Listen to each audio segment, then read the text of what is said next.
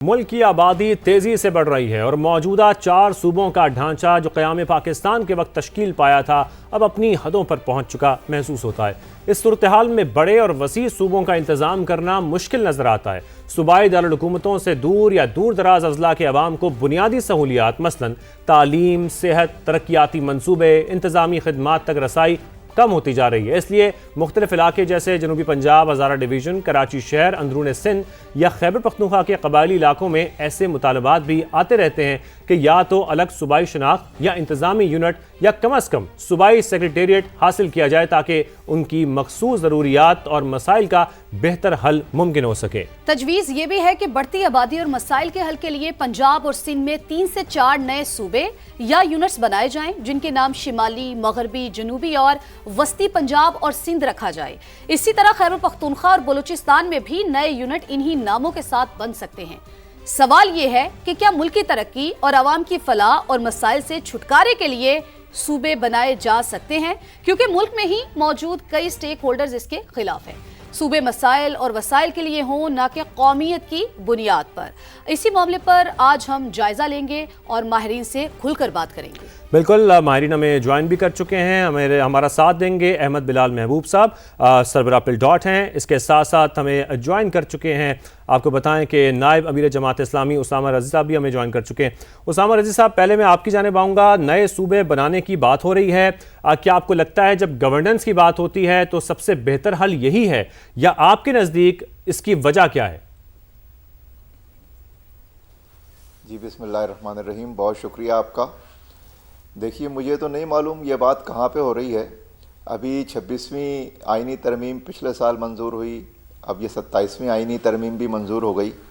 यहाँ तो कहीं पे इस मसले के ऊपर कोई बात नहीं हुई, और अब कहाँ पे बात हो रही है इसके बारे में तो अभी कोई वजाहत नहीं है।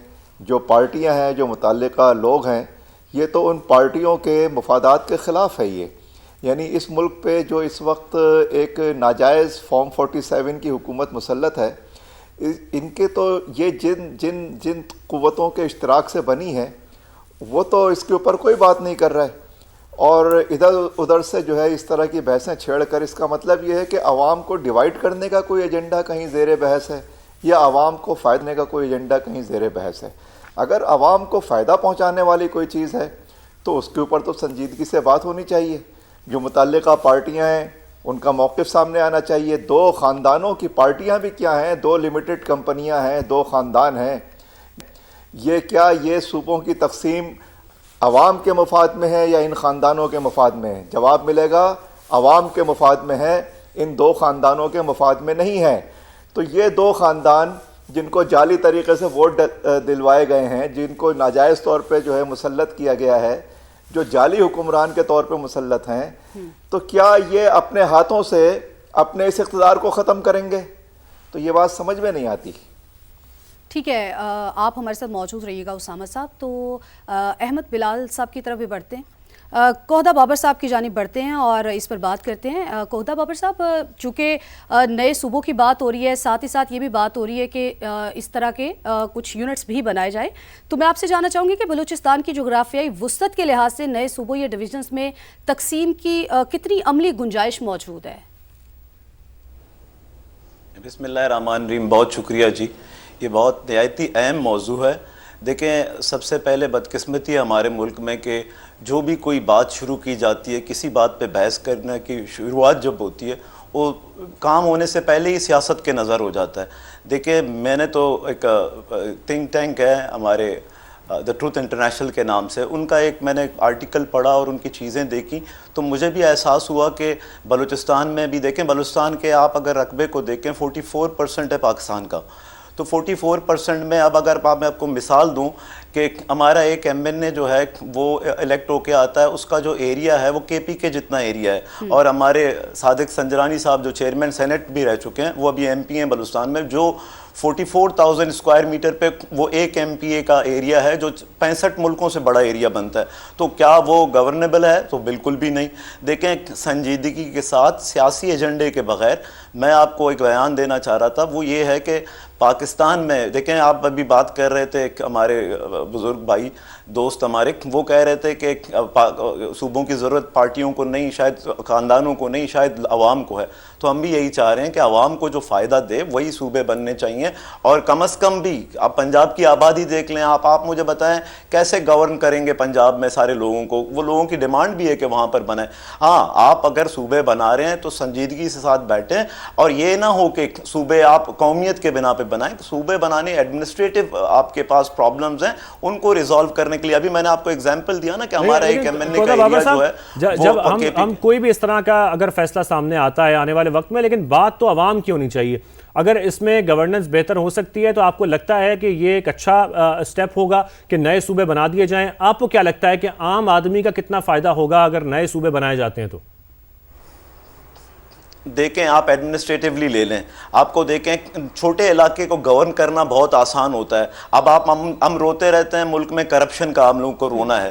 دیکھیں اگر چھوٹا ایریا ہوگا لوگوں کی نظریں اس پہ زیادہ ہوں گی، کرپشن پہ کم وہ ہو سکتا ہے، کمپرومائز نہیں ہو سکتا. وہ جو ایریا ہوگا وہاں پہ کرپشن میں کمی ہوگی. ایڈمنسٹریٹیولی وہاں کے پبلک کو جو ڈیلیور کرنا ہوگا آپ کے بیوروکریسی نے، ان پہ زیادہ نظر ہوگی، وہ زیادہ کام کر سکتے ہیں. آپ ہماری ایگزامپل لے لیں، ہمارا لاسٹ سٹی ہے جیونی بارڈر کے ساتھ ایران کے ساتھ ٹچ ہے.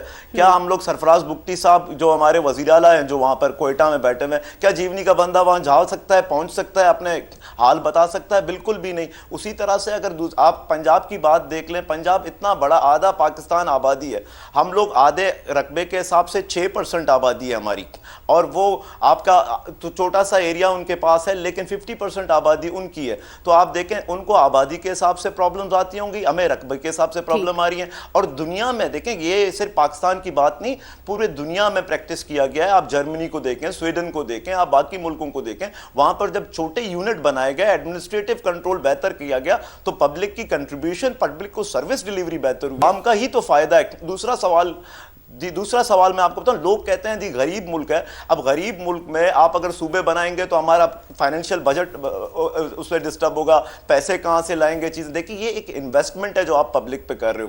جب آپ اس طرح کی چیزیں کریں گے، پبلک پہ انویسٹمنٹ کریں گے، پبلک کو ایک بہتر زندگی، بہتر انفراسٹرکچر، بہتر وہ جواب دہ حکومت ملے گا، تو اس کے لیے پبلک کو فائدہ ہوگا. تھوڑی بہت انویسٹمنٹ سے پاکستان کا ہی بھلا ہوگا. جس طرح سے آپ کہہ رہے ہیں کہ یہ پبلک کے لیے انویسٹمنٹ ہے، اور جس طرح سے آپ نے کہا ہے کہ پوری دنیا میں جو ہے نا اس کو یہ پریکٹس کی جا رہی ہے، تو دیکھ لیتے ہیں، بات کر لیتے ہیں کہ کیا یہ فیزیبل ہے بھی یا پھر نہیں ہے، اور اس کا سٹرکچر کیا ہونا چاہیے. احمد بلال صاحب جو ہیں وہ بھی ہمارے ساتھ موجود ہیں، ان کو بھی شامل گفتگو کرتے ہیں. احمد بلال صاحب، ایک پاکستان میں نئے صوبوں کی جو بحث چل رہی ہے، کیا ملک میں نئے صوبوں کی ضرورت ہے؟ اگر ضروری ہیں تو کتنے بننے چاہیے اور اس کا سٹرکچر کیا ہونا چاہیے؟ یہ ذرا تفصیل سے بتائیے. بہت شکریہ. دیکھیے، جو لوگ پرپوز کر رہے ہیں کہ پاکستان میں نئے صوبے ہونے چاہیے، ان کو پہلے تو اس سوال کا جواب دینا چاہیے کہ یہ کیوں ہونے چاہیے، اس کی کیا ریزن کیا ہے، ہمیں کون سی ایسی چیز ہے جس کو حاصل کرنے کے لیے نئے صوبے چاہیے. کیا یہ کچھ علاقوں کی آئیڈینٹی یا شناخت کا معاملہ ہے؟ مثال کے طور پہ کچھ اور لوگ مطالبہ کرتے رہے ہیں کہ سرائکی زبان کی بنیاد پہ صوبہ ہو. کچھ لوگ یہ کہتے رہے ہیں کہ ہزارہ میں جو پشتو زبان نہیں بولتے ان کا الگ صوبہ ہو. اس طرح بلوچستان میں بھی کہا جا رہا ہے کہ پشتون صوبہ الگ ہو اور بلوچ صوبہ الگ ہو. تو یہ وجہ ہے، یا پھر دوسری وجہ یہ ہے کہ آپ اپنی گورننس کو بہتر کرنا چاہتے ہیں. آج سمجھتے ہیں کہ بڑے صوبے سے انتظام ٹھیک نہیں چل سکتا، تو آپ اختیارات نچلی سطح پہ منتقل کرنا چاہتے ہیں. زیادہ تر لوگوں نے تو یہی کہا ہے کہ وہ اختیار نچلی سطح پہ منتقل کرنا چاہتے ہیں. تو اگر یہی وجہ ہے تو پھر تو میرے خیال میں صوبے اس کا حل نہیں ہے. صوبے جواب نہیں ہے، کہ صوبے آپ جتنے بھی بنائیں گے وہ کم پڑ جائیں گے. اس کا تو حل مقامی حکومتیں ہیں. لوکل گورنمنٹ کو آپ با اختیار بنائیں، ان کو وسائل دیں، ان کے لوگوں کو ٹھیک سے کام کرنے دیں، ان کی مدت کم نہ کریں. اور پورے ملک میں 2000 کے قریب یہ لوکل گورنمنٹس ہوں گی اور 2 لاکھ کے قریب الیکٹڈ لوگ ہوں گے. وہ زیادہ بہتر نظام چلا سکیں گے، یونین کونسل سے لے کے ضلع تک یا تحصیل تک، جیسے بھی آپ ارینج کریں گے. تو وہ طریقہ ہے. صحیح. میرا نہیں خیال کہ صوبے اختیارات کو نچلی سطح پہ منتقل کرنے کے لیے کوئی بہتر اسکیم ہے. یہ بہت مہنگی اسکیم ہے اور اس پہ بہت خرچہ ہے. آپ